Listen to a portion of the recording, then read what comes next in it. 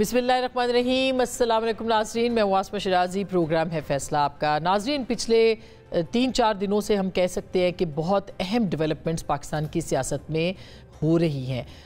ایک تو کل وزیر اعظم پاکستان نے اعلان کیا، اس سے پہلے پاکستان تحریک انصاف کے کچھ لوگوں نے جو سابق بھی ہیں ان میں، لیکن انہوں نے یہ کہا کہ پاکستان کے اس وقت جو مسائل کا حل ہے وہ صرف بات چیت ہے اور اس پہ عمل درآمد کرنا چاہیے۔ تحریک انصاف کو بھی بات چیت کرنی چاہیے۔ آپ نے دیکھا کوٹ لکھپت سے ایک خط آیا جس میں کہ اس بات کے اوپر زور دیا گیا کہ مفاہمت کا رستہ اختیار کیا جائے، بات چیت کا رستہ اختیار کیا جائے۔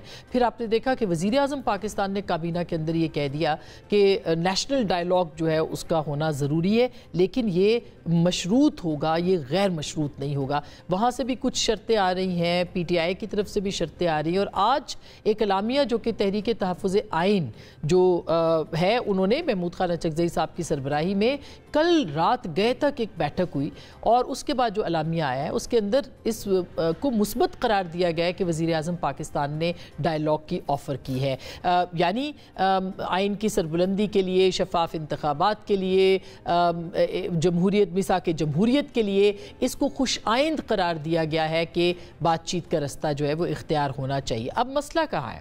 مسئلہ یہ کہ پاکستان تحریک انصاف کے کچھ جو لوگ ہیں جو سابق بھی ہیں لیکن پی ٹی آئی کے ساتھ ابھی تک جڑے ہوئے ہیں، وہ یہ کہتے ہیں کہ بات چیت ہونی چاہیے۔ ان کی بھی ایک کمیٹی بن گئی ہے جس سے فواد چوہدری صاحب ہیں، محمود مولوی صاحب ہیں، سابق گورنر اسماعیل صاحب ہیں، تو یہ عمران اسماعیل صاحب، تو یہ سب چاہتے ہیں کہ بات چیت کے لیے آگے بڑھا جائے۔ اور آج ایک اور خط منظر عام پر آیا ہے کہ پیرول کے اوپر رہا کیا جائے شاہ محمود قریشی، یاسمین راشد کو اور محمود الرشید صاحب کو، تاکہ وہ بات چیت کا رستہ کھولیں۔ کیا حکومت ان کی یہ بات مانے گی؟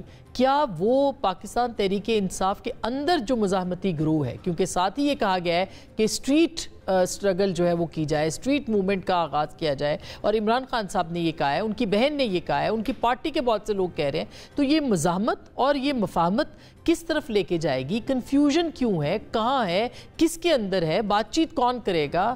گورنمنٹ کی نیشنل ڈائیلاگ کمیٹی کے ساتھ کون بیٹھے گا؟ یہ وہ بہت سارے سوالات ہیں جس پہ بات کرنی ہے۔ اس میں ایک بڑے متحرک سیاسی رہنما، آپ بھی ان کو جانتے ہیں، ہم بھی جانتے ہیں، چوہدری صاحب وہ اس میں ابھی تک لگے ہوئے ہیں، ان کو کامیابی ہوگی کہ نہیں، ان سے ہی پوچھتے ہیں۔ السلام علیکم فواد صاحب۔ السلام علیکم۔ یہ آپ پے در پہ میٹنگز کر رہے ہیں، خطوط آ رہے ہیں، جا رہے ہیں، کامیابی آپ کو نظر آ رہی ہے کہیں پہ؟ دیکھیے عاصمہ، وہ کہتے ہیں نا کچھ اور دلوں کی الجھنیں بڑھتی رہیں گی، کچھ مشورے جو باہم نہ ہوں گے، اگر کچھ مشورے باہم نہ ہوں گے۔ تو سوال یہ ہے کہ دیکھیے ہمارے پاس آپشنز کیا ہیں۔ یہ جو حکومت ہے، اسٹیبلشمنٹ ہے اور عمران خان، 3 فریق ہیں۔